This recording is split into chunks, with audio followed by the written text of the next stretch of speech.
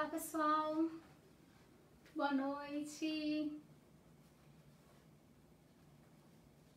sejam todos bem-vindos à nossa live de hoje.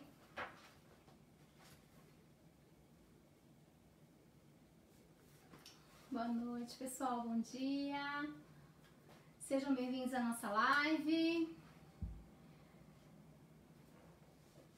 Hoje a gente vai começar uma conversa sobre TDAH.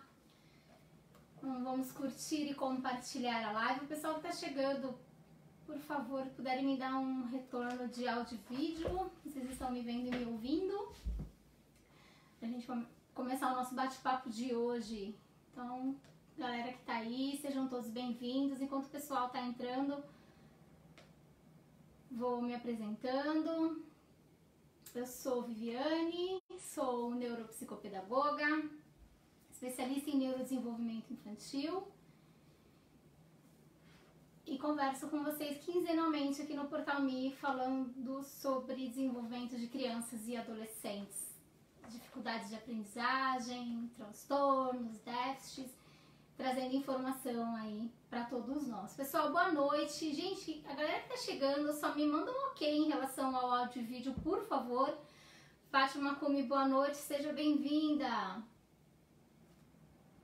Patrícia Leico, seja bem-vinda. Pessoal que tá chegando, só me dá um ok se vocês estão ouvindo.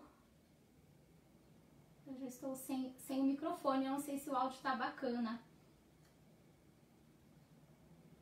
Vamos compartilhando a live, então quem tem aí, quem conhece alguma criança ou algum adolescente, até adulto, tá? O TDAH, ele não é só uma questão para crianças e adolescentes não, tá? O TDAH, ele atinge aí sim aos adultos,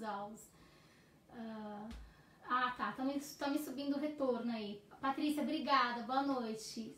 Sato, Miriam, tá ótimo o áudio, boa noite. Obrigada, gente. Então, tá, porque hoje eu tô sem o meu microfone. Então, se vocês não me ouvirem, vocês escrevem aí. Boa noite, Portal Me. Som e áudio ok. Obrigada. Obrigada pelo retorno. Bom, pessoal, então vamos lá. Vamos curtir e compartilhar a live. Já agradecer a galera do Portal Me pelo espaço. Por mais uma semana, a gente tá aí conversando. Obrigada. Deixa eu só compartilhar a live aqui pra ela poder chegar aí na galera. Pessoal, vamos lá compartilhando nos grupos, nos seus amigos. Chama a galera que tem aí crianças ou os adolescentes que estão passando por alguma dificuldade escolar. Hoje a gente vai falar sobre o TDAH, mas sobre as questões escolares que dificultam aí, que atrasam demais o desenvolvimento dessa turma em relação à escola, tá? Mas para isso a gente precisa entender um pouquinho o que é o TDAH, se isso tá meio que virando moda aqui no Japão, como que isso funciona, não só aqui. Vou trazer algumas informações também da base, né, que eu tenho em relação a esse tipo de trabalho, a esse tipo de atendimento com a galera lá do Brasil e com as crianças aqui também. Tá, pessoal que tá chegando, boa noite. Patrícia, obrigada, Patrícia Leico, a Miriam, Fátima Kumi, Renato, boa noite, Alice, boa noite, querida. Pessoal aí que sempre acompanha a live, obrigada pela presença de todas vocês. Hoje a gente vai conversar aí sobre esse assunto que eu terminei as lives sobre o autismo, terminei não, porque ainda tem tanto assunto pra gente conversar sobre esses temas, mas a gente vai iniciar aí agora esse segundo semestre com algumas informações voltadas mais para a questão do TDAH, do TDA, o déficit de hiperatividade, de atenção e algumas questões do desenvolvimento neuromotor em relação à psicomotricidade. Então a gente vai meio que falar um pouco dessas outras questões aí também. Claro que algumas dessas condições elas permeiam também dentro do autismo, então existem algumas comorbidades que passeiam junto, né? Então não é porque a criança é autista que não tem aí uma questão de desatenção. Então na verdade fica aí tudo um bololô, fica meio que tudo junto. E aí cada um vai tirar a informação aí que lhe couber, que achar que é mais pertinente, que faz mais sentido. Boa noite, pessoal. Bom dia, Vera Silva Oliveira de Souza. Bom dia, deve estar falando aí do Brasil. Seja bem-vindo à nossa conversa de hoje. Bom, pessoal, então pra gente falar aí sobre qualquer tipo de transtorno, de distúrbio, seja do que for, de qualquer tipo de diagnóstico, eu sempre trago para vocês as informações básicas do DSM-5, né, que até agora é onde a gente busca as informações sobre qualquer tipo de diagnóstico de doenças mentais, né? Então é uma base, eu já falei em alguns outros vídeos, que os profissionais da área que trabalham, os terapeutas, enfim, que atendem crianças com necessidade especial, precisa conhecer esse tipo de material, saber o que é, né, pra gente conseguir entender qual foi o diagnóstico que esse médico deu. O TDAH também sempre me perguntam quem é que diagnostica. Olá, Júnior, boa noite! Seja bem-vinda aí à nossa conversa de hoje. Hoje eu atrasei um pouco, viu, galera? Desculpa, eu tava procurando meu microfone, mas eu não achei, aí vai sem mesmo. Mas na próxima live eu já estarei com ele. Aí eu atrasei, tá, gente? Mas estamos aqui. Voltando aí a nossa fala. A gente precisa saber o que ocorre aqui, quais são, o que está descrito nesse DSM pra gente conseguir entender quando essa criança chega pra gente com um laudo médico ou com um diagnóstico médico. E aí as perguntas que chegam pra mim, geralmente é essa. Quem faz a avaliação para saber se essa criança ou se esse adolescente está dentro do TDAH? Sempre médico, né? Todos os distúrbios neurológicos, todos os distúrbios de neurodesenvolvimento, quem está apto é sempre o profissional da área médica, tá? Então, qualquer tipo de diagnóstico clínico, né? É realizado por médico, por psiquiatra, dependendo da questão. O psiquiatra auxilia também, está lá, ele é um médico também, né? E ele auxilia e faz também esse tipo de avaliação diagnóstica para descobrir o que esse paciente tem. E aí eles geralmente fazem o diagnóstico de TDA e TDAH. Aqui no Japão, em relação à idade, tem alguns médicos que diagnosticam crianças com uma idade mais novinha, né? Então, e aí fala que tem TDA, tem TDAH, e enfim, às vezes eu vou explicar pra vocês o que é um, o que é o outro, o que é os dois. Mas de qualquer forma, aqui com os médicos daqui. Oi, Ivana, boa noite! Seja bem-vinda, um beijo grande pro Samuca. Sueli, beijo, Sueli Rove, beijo no Luquinhas, meninas. Então, quando a gente recebe aí esse diagnóstico, essa criança chega pra gente, no caso, na terapia, é importante a gente saber o que o DSM fala pra gente sobre o transtorno do caso do TDAH, né? Então, ele é um diagnóstico, a gente tem um critério e um período, então a gente precisa analisar quais são os critérios e qual o período de permanência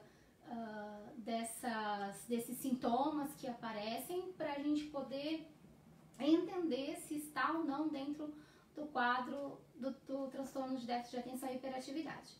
Então, baseado no DSM-5, né, que é esse manual aí que nos traz essas informações, que é um guia de orientação, que é feito através de um CID, né, ele tem lá que é um código internacional de doença. Então tem gente que fala, mas é uma doença, né, assim como quando questionam sobre o autismo, se o autismo seria uma doença ou não. Então, pra gente, se tá dentro do DSM e se ele tem um CID, ele é considerado uma doença, tá? É uma doença mental, mas é uma doença. E ambos estão, tanto o TEA, né, quanto o TDAH. Então, lá dentro do CID-10, que é esse Código Internacional de Doenças, que é feito pela OMS, então a Organização Mundial de Saúde, que está por trás aí de toda essa estrutura para fazer esse documento. Então, né, sim, ele acaba sendo considerado uma doença, porque se ele tem CID e se ele está aí dentro do DSM, a gente acaba tratando sim como, né, com essa questão. O que a gente vai meio que diferenciar dependendo do TDAH, a gente consegue, através de terapias, realizar um trabalho bacana, que a gente não precisa medicamentar, não precisa dar medicamento nem nada, mas tem alguns casos onde a gente precisa baixar a ansiedade, baixar a adrenalina, a inquietude física, né? Então, nesses casos aí, os médicos acabam indicando algum tipo de medicamento para que auxilie no processo terapêutico, para que auxilie na escola, em casa, tá? Então, por isso que existem algumas crianças e alguns adolescentes que estão dentro do TDAH e que medicam, e tem uns que não medicam, tá? E aí tem mãe que chega pra mim e fala assim, então é mais grave, é menos grave, o do meu filho é mais sério, é menos sério. É difícil a gente falar se é mais grave ou menos grave, mas assim, existe uma dificuldade maior de concentração, no caso, dentro do TDAH, do TDA e do TDAH, porque existe uma grande dificuldade desse cérebro se regular, se organizar e se manter atento. Então, para ele já é difícil ele se entender, vamos dizer assim. Ayumi Nagata, boa noite, seja bem-vinda à nossa conversa de hoje. Pessoal, eu já comecei a falar, mas se vocês tiverem alguma pergunta, alguma dúvida, alguma sugestão, vocês podem colocar nos comentários. O que eu não consegui ler durante a live, eu respondo depois no inbox, tá? Mas pode deixar as perguntas e as dúvidas de vocês aí. O que a gente não conseguir falar agora, eu falo com vocês depois, tá? Então, não esqueçam de compartilhar a live também, tá bom? E aí, voltando, esses links que a gente precisa fazer aí de ir e vir, por exemplo, dentro do TDAH é muito difícil, porque o tempo de resposta, o tempo de fixação em uma atividade ou em uma fala, por exemplo, ele é muito mais curto, né? Eles se distraem mais rápido, eles se distraem mais fácil, né? E aí é bem mais difícil conseguir fazer esses links. Obrigada, Nagata, ela já, boa noite, já compartilhei, obrigada, meu bem, pessoal que tá aí acompanhando. Depois, Ayumi, você coloca aí o link do grupo do TDAH pra galera poder seguir, o pessoal que estiver assistindo a live, se você puder pôr aí o link do grupo TDAH no Japão, o pessoal lá tem bastante conteúdo bacana também. Cico, boa noite, bom dia pra mim, gente, é verdade, bom dia pra vocês aí no Brasil, você está em São Paulo, é mesmo, eu esqueço da galera. Gente, pessoal do Brasil, bom dia pra todo mundo aí, galera que tá acordando aí cedo nesse período aí de quarentena eterna que vocês estão vivendo, né? Tá difícil, a gente teve aqui também, mas agora já deu uma liberada, o Abi já deu uma sossegada com a gente, a galera já tá meio que começando a sair. Ayumi, isso, deixa assim. Já aproveita também, galera do Portal Me, deixa o link da NeuroKids. Pessoal que ainda não seguiu, não curtiu, não compartilhou as mensagens, os posts da NeuroKids, é a minha página. Lá vocês têm informações sobre o desenvolvimento, o neurodesenvolvimento, enfim, tem dicas de atividade com criança. Vocês buscam lá NeuroKids BR, vocês encontram, além da página do Portal Me, claro. Você que ainda não curtiu, que está assistindo a live, curte aí a página do portal também. Miki Carolina, boa noite, seja bem-vinda. Hoje estamos falando sobre TDAH. Nós vamos começar hoje uma série de bate-papo também sobre atenção e hiperatividade. Aí a gente vai falar de agressividade, de impulsividade, de atenção, de concentração, de foco. Tudo isso aí que tá junto. Que a gente fala sobre esse transtorno do desenvolvimento aí nesse sentido do TDAH, que ele é extremamente abrangente, então por isso que é tão difícil conseguir um diagnóstico preciso sobre o TDAH. E aí, voltando lá no link que eu estava falando sobre o DSM-5 e como que ele nos diz qual o critério, qual o período, por exemplo, para a gente conseguir saber se essa criança, se esse indivíduo, criança não, porque qualquer um, né? Não tem idade, na verdade, tem adultos que são portadores, enfim, que estão dentro do TDAH e vai continuar a vida toda sendo, mas a gente precisa saber que a gente consegue trabalhar, a gente consegue regular muitas dessas funções, seja num processo de terapia, seja num processo medicamentoso, seja você mesmo estudando, fazendo por onde, correndo atrás de informação e tentando se reorganizar em relação a esse transtorno. Então, é possível, tá? Da gente viver bem. Oi, Miki, boa noite, bem, beijo pra vocês. Então, tá lá. Então, qual o diagnóstico? Eu vou ler pra vocês rapidinho pra gente começar a nossa conversa sobre esse tema. Então, vem lá, o diagnóstico: transtornos de déficit de atenção / hiperatividade. Qual o critério? A gente precisa ter, no mínimo, 6 itens de sintomas. E qual o período? Por um período de 6 meses ou mais. Então, vem lá a tabela, vem os sintomas, quais são desses sintomas que essa pessoa, né, precisa apresentar e por qual período? Pelo menos por 6 meses ou mais. Então, é uma questão de hiperatividade ou desatenção, ou ele é muito esquecido, ou ele faz as coisas, é muito estabanado, derruba tudo, e aí a gente começa a achar que essa criança é hiperativa, né? Essa criança é hiperativa, ou esse adulto é hiperativo. E aí às vezes não é só um período, é só uma fase ou algo momentâneo que tenha levado àquele tipo de comportamento. Tá? Então todas as questões que nos trazem sobre distúrbio, sobre transtorno, sobre déficit, isso tudo ele precisa ter um período de observação. Então não é uma coisa de 1 mês, 2 meses, não. Tem que ser um período longo, um período de observação em todos os sentidos. Então, uma observação em relação à escola, uma observação em relação à casa e, claro, a observação médica. Então, o médico vai pegar esses relatos da família, dos pais. No caso, se for criança ou adolescente, do adolescente a gente já consegue conversar, né, diretamente com ele. Mas a gente vai tirar uma base aí de uma informação e aí fazer fechar esse diagnóstico ou não. Então, tá lá. E quais desses sintomas? Então, se eu preciso ter no mínimo 6 sintomas que estejam lá aparecendo para eu conseguir identificar, e desde que seja por mais de 6 meses, eles conseguem chegar nessa avaliação diagnóstica, onde eles falam, olha, é TDAH, não é algum outro tipo de transtorno do desenvolvimento, porque existem sim vários tipos de transtorno do desenvolvimento que não são necessariamente o TDAH, mas por serem menos conhecidos e às vezes mais difíceis de serem fechados como diagnósticos, eles acabam colocando tudo meio como põe aí TDA, põe aí TDAH, põe aí autismo, que tá tudo certo, né? Então acaba meio que acontecendo isso, e a gente brinca entre grupos de terapeutas que é muita questão de moda. Então, assim, qual é a doença moda do momento? É o autismo, é o TDAH, o que os médicos estão diagnosticando mais? Então, a gente também tem que tomar bastante cuidado disso. Boa noite, Cris. Beijo pra vocês.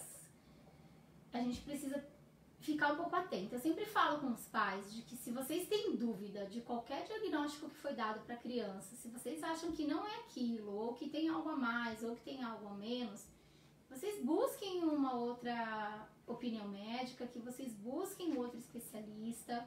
Vocês acham que o teste que foi feito, aí eu tô falando daqui, né? Daqui do Japão, que a gente usa, né, usa o Tsuyaku, o tradutor, para fazer essas traduções pra gente, e às vezes não sabe se falou certo, ou se é exatamente aquilo que o médico disse, e aí sempre surge aquelas dúvidas. Então, assim, busque um outro bioim, vá no outro hospital, busque uma outra opinião médica, para que você fique mais segura em relação àquele retorno que aquele especialista está te dando. E também, né, lógico, ouvir aí a equipe que está trabalhando com a sua criança, ou com o seu adolescente, ou com você mesmo, né? Então, se de repente é um adulto e está dentro deste momento onde você ainda não conseguiu se organizar, não conseguiu se regular, até porque não é uma questão que depende da gente, né? Então, assim, eu sou adulta, eu tenho TDAH, e as pessoas falam pra mim que eu preciso ser mais atenta, que eu preciso parar, que eu preciso prestar atenção, que eu preciso me organizar, que eu preciso isso e aquilo. Gente, não é assim, tá? Não é força de vontade, não é só querer, eu quero, porque não é uma questão neuronal mesmo, tá? Então é um transtorno, é um déficit, existe aí uma falha muito grande em relação à comunicação cerebral. Então, por mais que a pessoa se esforce, por mais que ela entenda, por mais que ela saiba que ela precisa melhorar, que ela precisa ter foco e todas as questões aí que a gente sabe que, teoricamente, todo mundo precisa, mas dentro do TDAH fica um pouco mais comprometido, vamos dizer assim. Fica um pouco mais difícil da pessoa se entender, porque o que acontece? Ela acaba entrando num processo de depressão e aí ela acaba, ou ela se isola, de repente, da escola, ou ela se isola do trabalho, porque aí ela começa a fazer um monte de furiô, ela começa a ter um monte de erro na produção, por exemplo, na fábrica, e aí, enfim, aquelas peças todas vão ter que voltar, e aí dá todos esses problemas que a gente vê que o TDAH apresenta e traz na vida adulta. Então, toda intervenção que ocorre dentro da idade, dentro das crianças, né, na idade lá, teoricamente o TDAH deveria ser diagnosticado entre 6, 7, 8 anos, tá? Por quê? O comportamento das crianças pequenas é muito próximo aos sintomas característicos do TDAH. Então, a desatenção, a inabilidade social, ser desatento, derrubar as coisas no chão, ter uma questão corpórea muito agitada. Então, isso, né, faz parte da infância. Então, a criança, ela é assim. Se não é, ela deveria ser, né? Criança regular, criança que não tem nenhum tipo de distúrbio, de transtorno, de déficit de nada neuronal, né? Ela tem esse comportamento. Então, ela pula, ela brinca, ela corre, ela se diverte, ela derruba as coisas no chão. Então, essa criança típica, se a gente for parar para analisar, ela teria muito dos sintomas de uma criança que é diagnosticada com um transtorno de déficit de atenção e hiperatividade. Então, tem uma idade para a gente conseguir diagnosticar, tá? Eu já vi crianças com 4 para 5 anos que chegam no processo de terapia e os pais trazem que, olha, né, a gente pergunta, faz a anamnese, faz a entrevista inicial com os pais, e aí a gente pergunta o que tem, e fala, a criança tem TDAH, mas é novinha, né, numa idade muito nova. Então, assim, no Brasil, geralmente a gente não realiza esses diagnósticos numa idade dessa. Então, geralmente a partir dos 7, 8 anos. Agora, a partir dos 6 anos, já está conseguindo fazer essa avaliação diagnóstica para saber se tá ou não, né? Se tem ou não o TDAH. Porque justamente por isso, né? O comportamento típico de uma criança pequena é muito parecida com o comportamento sintomático da criança dentro do TDAH. Então é bom a gente esperar um pouco mais, ou fazer uma reavaliação, ou ver se esse comportamento ele vai persistir por um período maior. E aí geralmente ele aparece e a gente consegue ter essas primeiras observações dentro da escola. Porque é onde... Pessoal que está chegando, boa noite, sejam todos bem-vindos, bom dia também, para o pessoal que está chegando aí do Brasil também. Bora curtir, compartilhar a live. Já começamos a nossa conversa sobre o TDAH. Sejam todos bem-vindos. Ayumi, creio que os problemas começam a se destacar quando se é dado alguma responsabilidade para a criança. Por isso que em crianças não é aparente. Crianças não têm obrigações. Sim, também, né? Como a gente não cobra muito algumas questões das crianças, né, algumas obrigações, as coisas meio que passam batido, vamos dizer assim. Mas, como eu estava falando aí, Yumi, por que tão novinho, assim, com 4 para 5 anos, é difícil a gente conseguir fazer esse diagnóstico? Porque dentro do próprio DSM, né, que nos fala, ele fala em relação aos sintomas. E aí tá lá, por exemplo, a gente tem que ter no mínimo 6 desses itens e por 6 meses ou mais.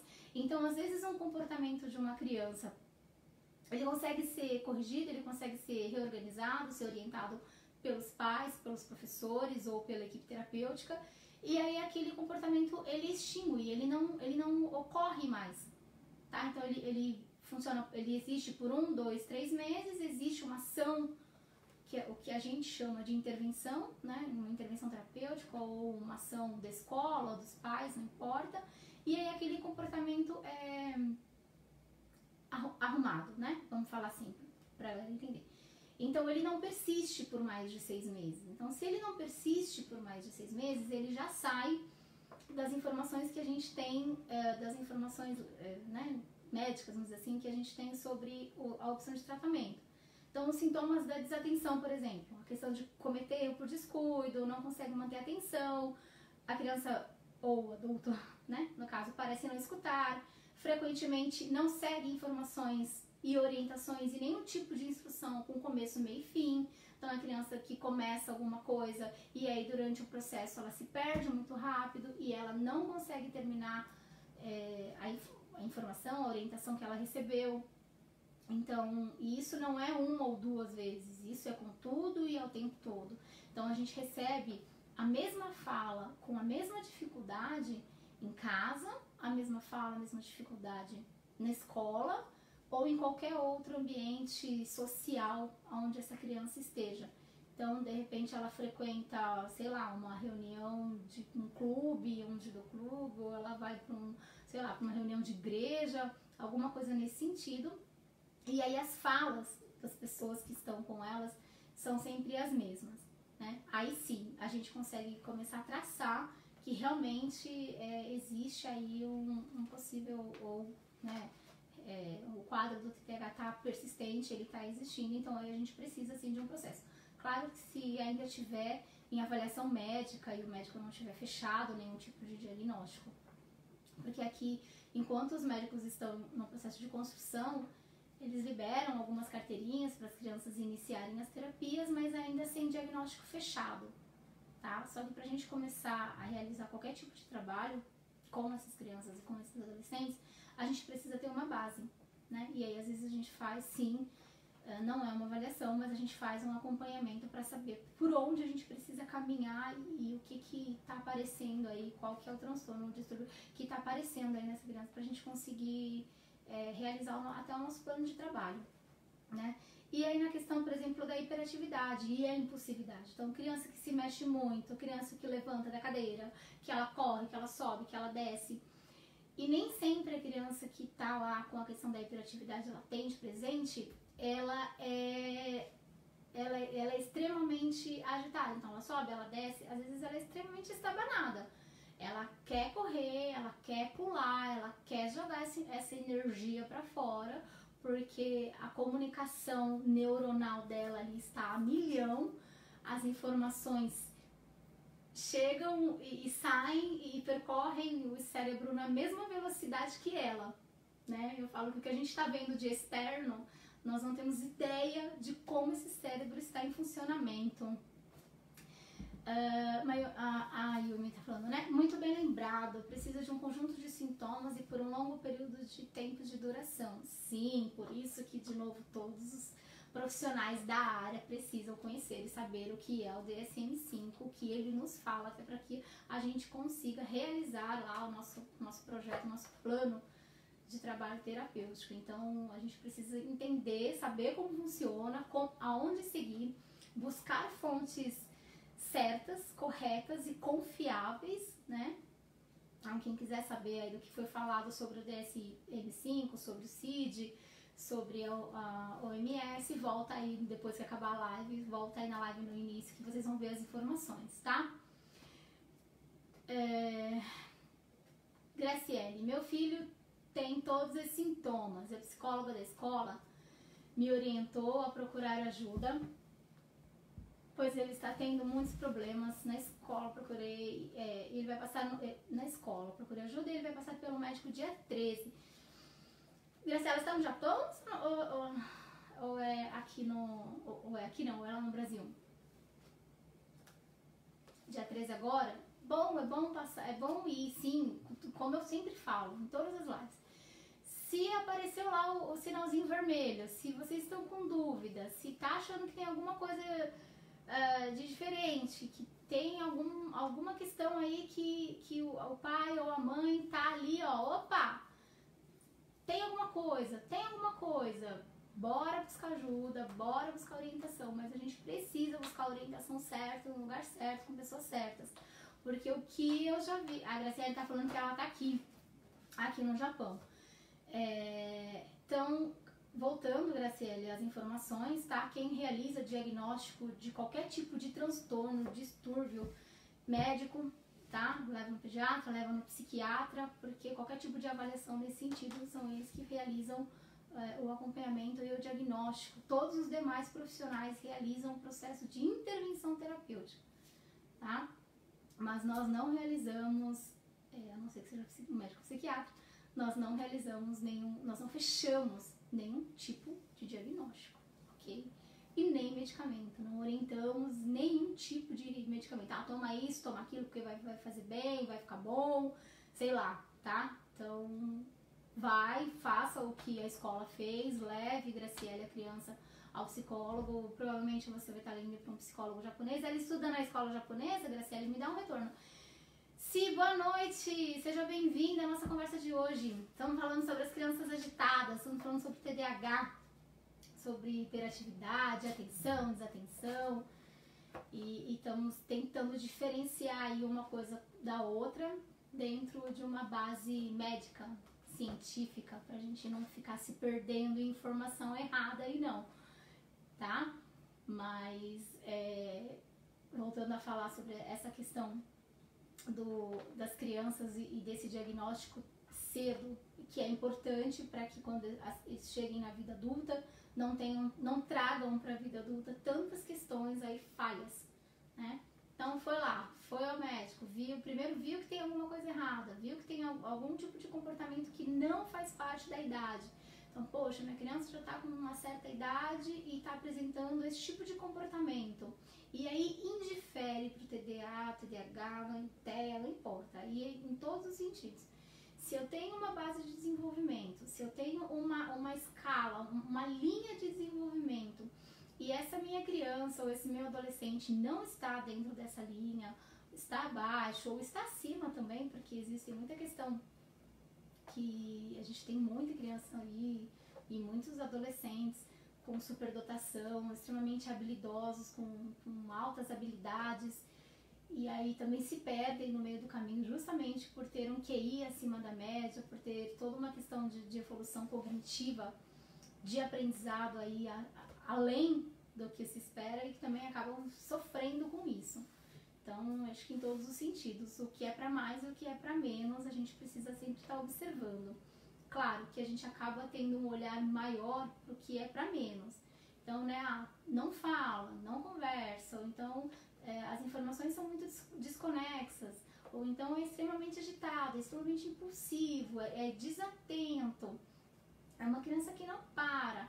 E aí ela começa a ter problemas em relação à escola, né, de aprendizado, não consegue assimilar conteúdo, não consegue aprender, e aí começa a vir as reclamações da escola, e aí os vocês começam a querer pedir para colocar na sala especial, para tirar a criança da sala regular e colocar a criança na sala especial, e aí os pais não sabem o que faz, se coloca ou se não coloca.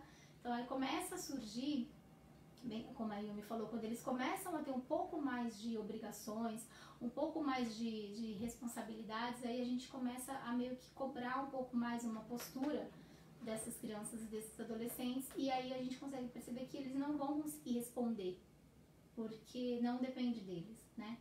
Como eu falei, é uma questão, é um distúrbio neurológico, então não adianta ele gambatear, ele tentar fazer, ele ir por onde, ou, né, esforce-se, que é o que a gente ouve aqui no raio do, né, não vem machão, né, e aí acha que a criança tem que dar um jeito, e não é, porque, de novo, é uma questão neurológica, né, é um distúrbio neurológico e que ele não vai dar conta daquilo.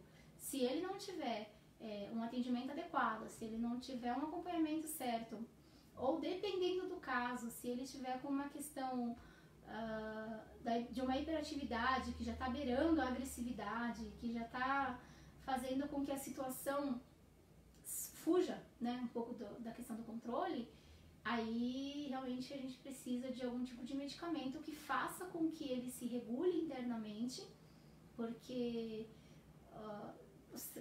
vou falar, o próprio cérebro não consegue emitir, fabricar, na verdade, enfim, não consegue trazer essas informações, vamos dizer assim, para comparar um pouco mais claro, não consegue fazer com que a pessoa mesmo diminua a ansiedade ou regule a serotonina, a dopamina, enfim, são um monte de nome estranho aí, mas assim, são coisas que acontecem lá dentro do cérebro que ele tá tão bagunçado que ele não consegue, ou ele produz demais ou produz de menos, e aí fica tudo desregulado aí no meio do caminho, e aí ele tendo essa luta interna, né, essa luta cerebral aí interna, e ainda assim tem que responder prontamente para uma sociedade, pai, mãe, escola. Então é bem difícil, né? As pessoas que estão aí dentro desse transtorno é difícil, porque as pessoas acabam achando que é birra, que é manha, ou que é falta de educação, e não é assim, tá? Não é porque eles querem, vamos dizer assim. As pessoas não têm esse tipo, às vezes essa inquietude na fala, ou essa inquietude física, que a gente fala, não para quieto, quebra tudo, joga tudo no chão, se mexe demais, e é óbvio que não vai prestar atenção, a criança não obedece.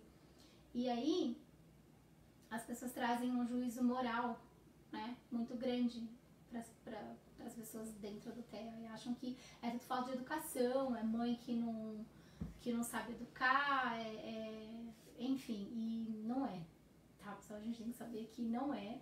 Então a gente vai conversar aí nessas próximas lives aí, vamos falar bastante sobre a desatenção, sobre a hiperatividade, sobre a impulsividade, sobre os dois, quando a gente tem o predomínio dos dois sintomas, tá? Porque a gente pode considerar como 3 tipos de TDAH. Então a gente tem, dentre os 3, que o predomínio de sintoma, por exemplo, é a atenção, né? Ou a falta de atenção, a desatenção, mas enfim. A gente tem o TDA, que é o transtorno de déficit de atenção, tem o transtorno de déficit de atenção e hiperatividade, que são os dois juntos, e o transtorno de déficit de hiperatividade. Então a gente tem um que é só 2, tem gente que é só 1, tem gente que é os 3, então, assim, acaba juntando um pouco de tudo. E aí, claro, quanto mais sintomas eu apresento, quanto mais dificuldades eu apresento, mais eu preciso de uma ajuda, tá? Eu preciso de um processo de uma orientação mais específica que seja para cada uma delas. É possível a gente reorganizar essa questão cerebral? É possível a gente tentar fazer com que esse processo seja menos difícil possível?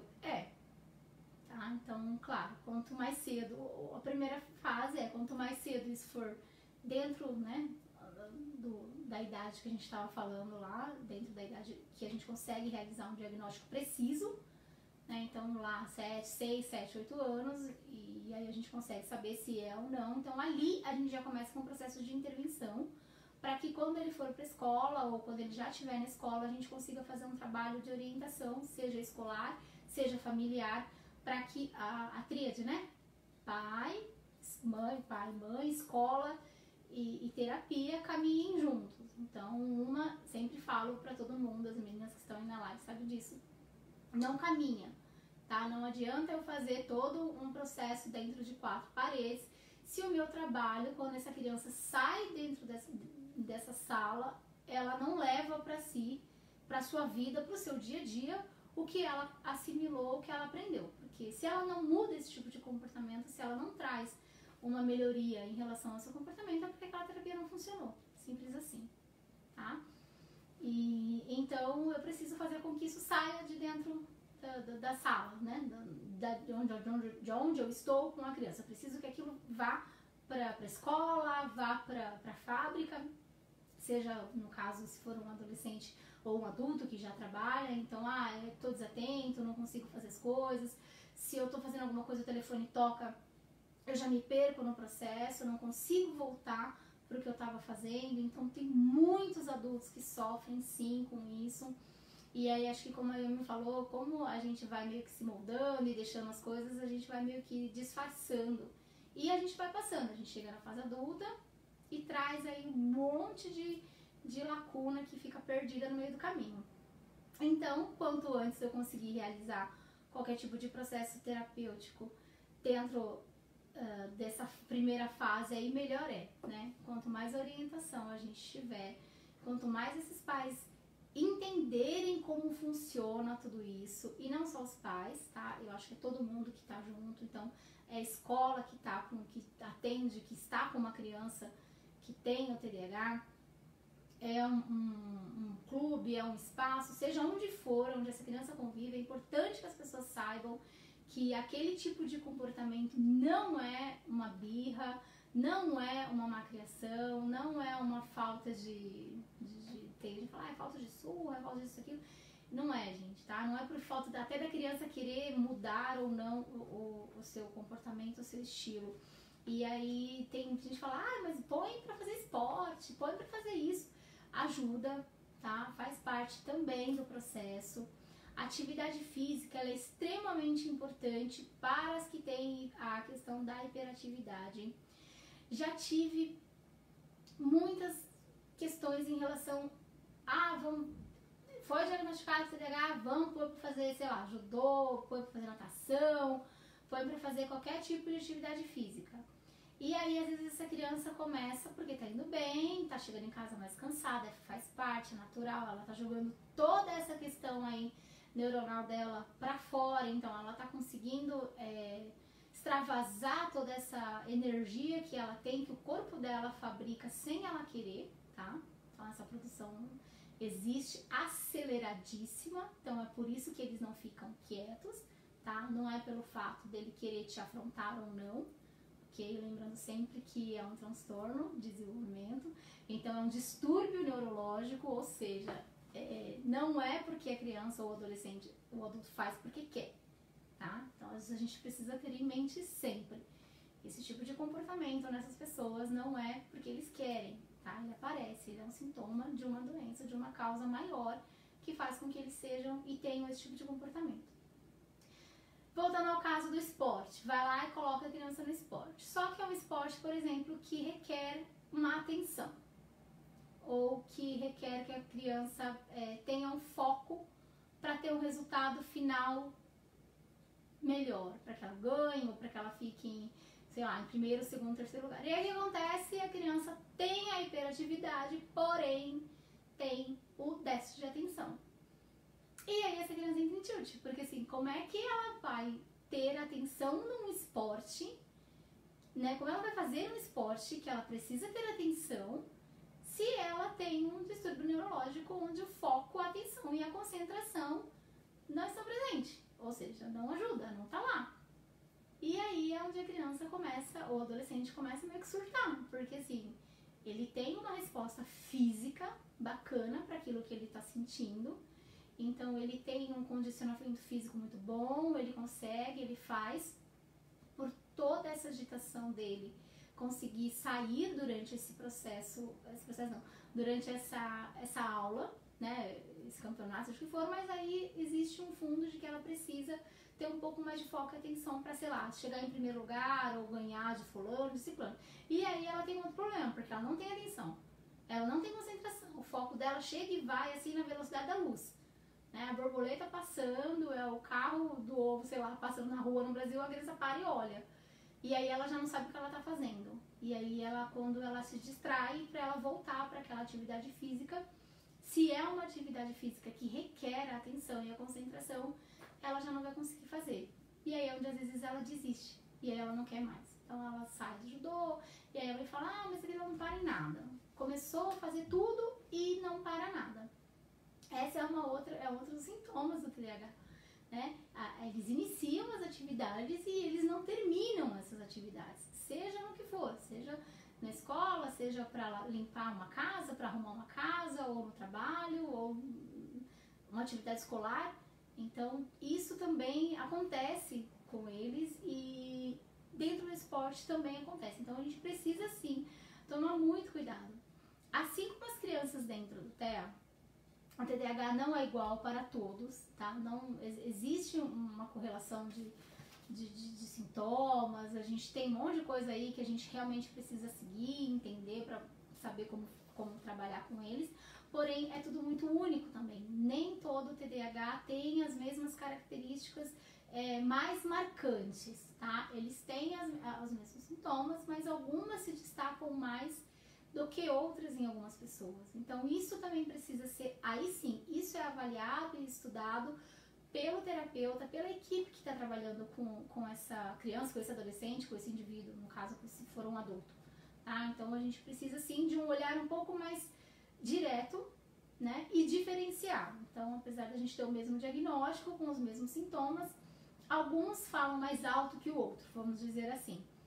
E aí a gente precisa saber de que forma que eu vou trabalhar, né? Se é uma forma mais isolada, se é uma forma em que eu consigo trazer a questão da atenção, trazer a questão da hiperatividade, que tipo de exercício eu consigo desenvolver para trabalhar os dois, porque se eu vou trabalhar a hiperatividade com algo que eu preciso que ele fique atento, eu vou frustrar essa criança, então ela não vai conseguir fazer, porque eu vou estar trabalhando físico, mas eu vou ter que estar trabalhando mental também, e aí se não tiver bacana a coisa não vai, e aí eu perco todo o processo de terapia, enfim, é tudo muito complexo, e aí a gente vai estar aí nessas próximas lives falando sobre isso, sobre essas dificuldades todas que apresentam e como que a gente pode, e o que a gente pode fazer. Então, o que a gente pode trabalhar atenção, o que a gente pode trabalhar impulsividade, o que a gente pode trabalhar a hiperatividade, quais são as atividades, que tipo de recurso, o que eu posso usar, né? As crianças que têm, no caso, os 3 tipos, apresentam aí a hiperatividade e a atenção juntas, o que eu posso fazer para que ela consiga ter um êxito escolar ou um êxito social, comportamental, enfim, para que ela melhore em relação às suas dificuldades. Então, essas próximas lives aí a gente vai estar conversando bastante sobre esse tema. Então, para a gente entender um pouquinho mais, hoje a gente falou mais assim, no geral, do que é o TDAH, para que a gente não o julguem, tá? Eu acho que é uma questão muito de julgamento, que a gente não saia falando que a criança não é educada, que a mãe não educou, que o adulto é desligado porque não presta atenção. Então, às vezes pode ser que seja só desligado e seja só uma questão de comportamento, tá? Mas às vezes não é. Tá? Quando chega aí é um distúrbio neurológico, a gente precisa parar um pouquinho e repensar as nossas avaliações aí em relação ao outro, em relação ao rendimento dessa pessoa, até porque se a gente contrata um profissional ou uma pessoa para trabalhar com a gente, isso aí eu já estou falando dos jovens e dos adultos que têm, né, que são TDAH, a gente precisa saber para saber como lidar e entender e, lógico, ajudar da melhor maneira possível. Então, é mais nesse sentido, para que as pessoas entendam o que é esse tipo de transtorno, o que acontece dentro desse cérebro e como que ele age, para a gente conseguir saber como que a gente vai agir em relação a eles, ok?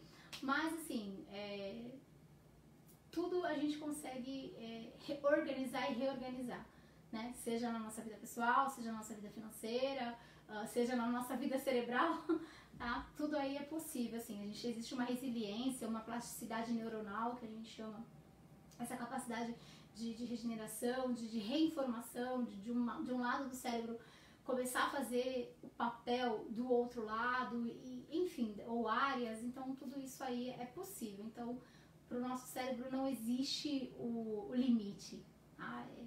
A gente vê tantos estudos aí, realmente não existe limite para o que o nosso cérebro é capaz de fazer e desenvolver. Então eu espero vocês na próxima live, a gente vai continuar falando sobre transtorno de déficit de atenção e hiperatividade, todas as suas questões aí.